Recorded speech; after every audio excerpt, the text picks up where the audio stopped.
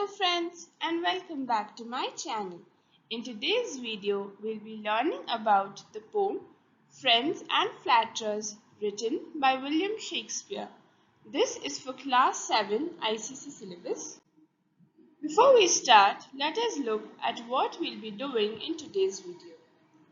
We'll be learning about the poet, introduction of the poem, reciting the poem, analyzing the poem line by line. We'll be looking at the contrasts between each para. We will also be discussing about the theme and the figures of speech which include poetic devices. So let us learn about the poet. The poet William Shakespeare was a renowned English poet, playwright, and actor born in 1564 in Stratford-upon-Avon. He is regarded as the greatest writer in the English language and the world's preeminent dramatist. The most famous among his tragedies are Hamlet, Othello, King Lear, and Macbeth. Shakespeare also wrote 4 poems and a famous collection of sonnets. Now, let us look at the introduction of the poem. The meaning of this poem, Friends and Flatterers, is that true friends are those who are supportive and reliable in times of need, not those who flatter you when they want something from you. Not everyone who is willing to compliment you is also going to be a true, strong friend in one's time of need. You'll understand more as we go deep into the poem. Before that, let us listen to the recitation of the poem. Friends and Flatterers by William Shakespeare. Every friend that flatters thee is no friend in misery. Words are easy like the wind, faithful friends are hard to find. Every man will be thy friend whilst thou hast wherewith to spend. But if store of crowns be scant, no man will supply thy want. If that one be prodigal, bountiful they will call him, and with such like flattering, pity but he were a king. But if fortune once do frown, then farewell his great renown, that they fawned on him before, use his company no more. He that is thy friend indeed, he will help thee in thy need. If thou sorrow, he will weep, if thou awake, he cannot sleep. Thus, of every grief in heart, he with thee doth bear a part. These are certain signs to know, faithful friend from flattering foe. So now let us start analyzing the poem line by line. Please pay attention and also write down the points so that you can make a note of them. So, let us start with the first stanza. Everyone that flatters thee is no friend in misery. Now what does this mean? This means that everyone who praises you highly but not sincerely is no friend in difficult times. So when you're in a good state, you have friends. But not all friends are the ones that stay with you in times of misery or in difficult time or when you face hardships. Words are easy like the wind, faithful friends are hard to find. Flatterers' words are like the wind, they are not constant and changes easily. So for a flatterer, it is very easy to speak very nice, kind, flattering words which are like the wind. It's not constant, it is not permanent. It is like the wind and it keeps on changing. Faithful friends are hard to find. It's very difficult to find friends who mean words from their heart. I hope the first stanza is clear. Let us move on to the second stanza. Every man will be thy friend whilst thou hast wherewith to spend. So this means that if you have a lot of money and are willing to spend it lavishly, then you will have a lot of friends. See, as long as you have money and you're ready to spend it lavishly for your friends, everyone around you will be your friend. But that is for their personal gain. It's not because of love for you, it's for their personal gain. Because you have money, everyone will be your friend. But if store of crowns be scant, no man shall supply thy want. But if you have very little or no money, no one will help you. So in the first two lines, you can see that as long as you have money to spend, every man will be your friend. But the third and fourth line, you can see that if you have no money, if store of crowns be scant, which means if you have no money to spend, no man will supply thy want. No man will come and flatter you or be friends with you or say kind words about you. I hope you have understood. Let us move on to the third stanza. If that one be prodigal, bountiful they will him call. So if you are willing to spend lavishly, all the flattering friends around you will call you kind-hearted and generous. So if that one be prodigal, what does the meaning of prodigal? A person who spends lavishly for his friends and does not think about savings or anything as such. So if you are that prodigal child, bountiful they will him call. Everyone will say that you are very kind and generous and kind-hearted. They will all say flattering words. They will fill the atmosphere around you with full of kindness and flattery, calling you very generous. And with such like flattery, pity but he were a king. So, and with such flattery, such as it is a pity that he is not a king. So I told you earlier that if you're very rich and you're okay with spending a lot of money for your friends, they will call you very generous and kind-hearted. And with such flattery, they will also flatter words like pity but he were a king. They will say that you have money enough to spend for your friends and for the people around you. So it is sad that you are not a king, which means that it is better that you be the king. This is all flattery from the side of the flatterers. They're trying to convince the person, saying that he's very kind and generous, and they're flattering him such that he should not be like this, he should have been a king. Pity but he were a king. This is one flattery that they say. I hope this is clear. Let us move on to the fourth stanza. But if fortune once do frown, then farewell his great renown. But if you lose all your money and your popularity, and all of that goes down, then your friends will leave you. If fortune wants to frown, which means if you lose all your wealth and all your popularity and all your money, then farewell his great renown. Then all your friends will say farewell to you. They will say goodbye to you and they will leave you.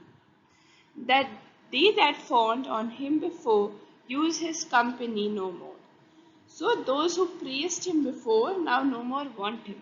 So once your popularity or your money or your wealth goes down, then they will leave you and they will say farewell.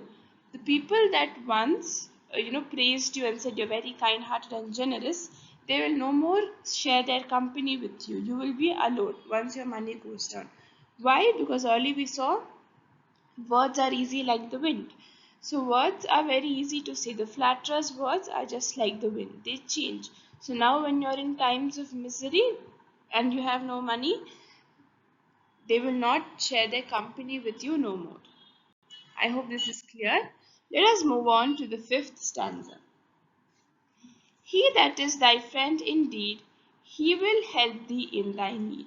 So far the poet was talking about how flattering friends are or how their approach is to you. But now he is coming to speak about a true friend. He that is thy friend indeed, he will help thee in thy need.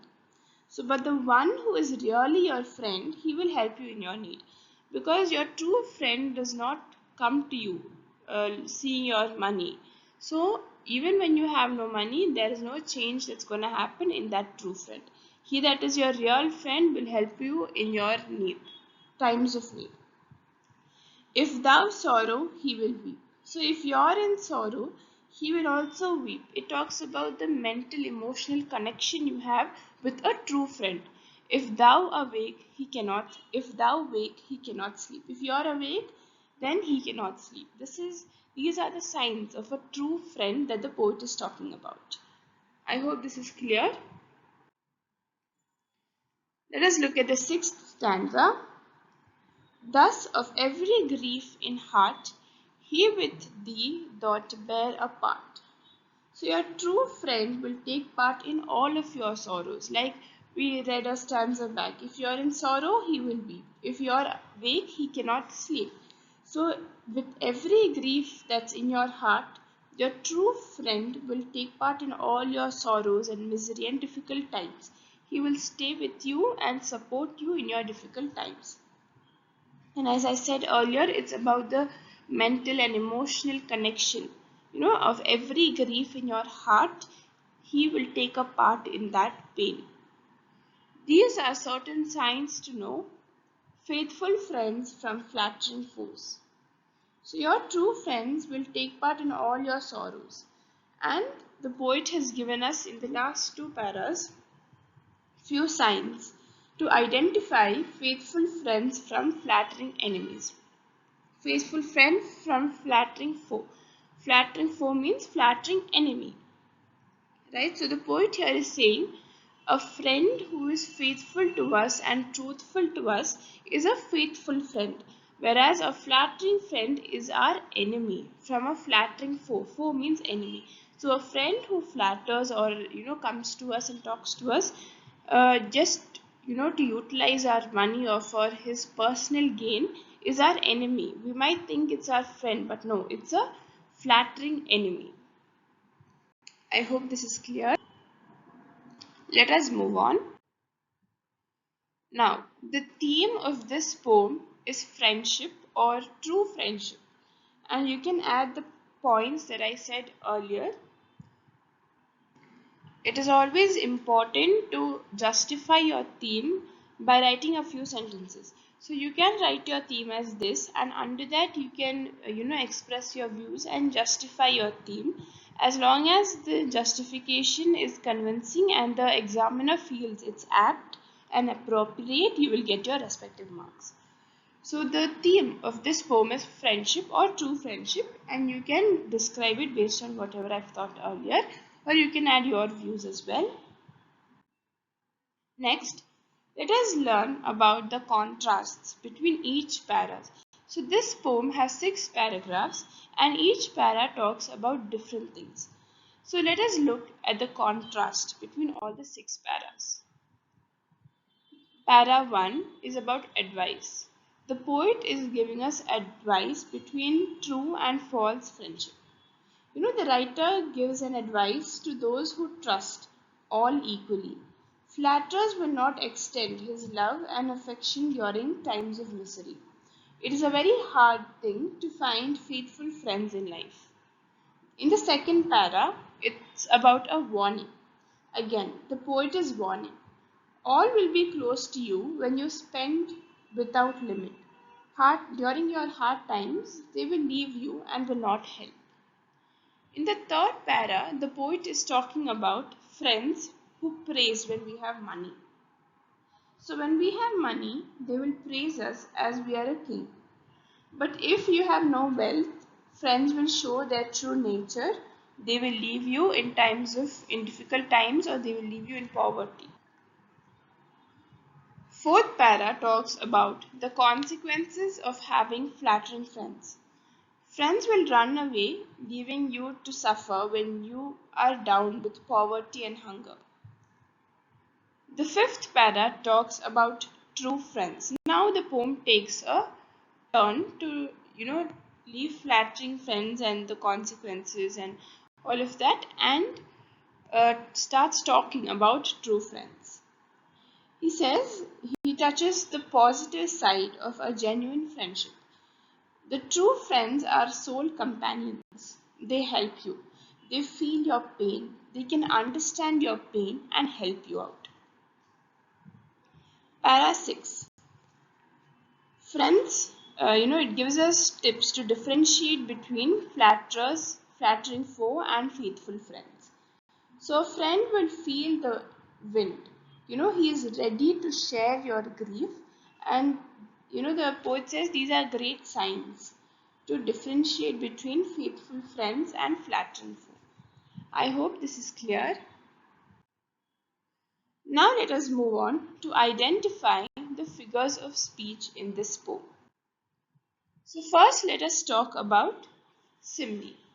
Before that, I have done a detailed video on the different figures of speech with examples. Kindly refer to that video for better understanding about poetic devices and figurative language.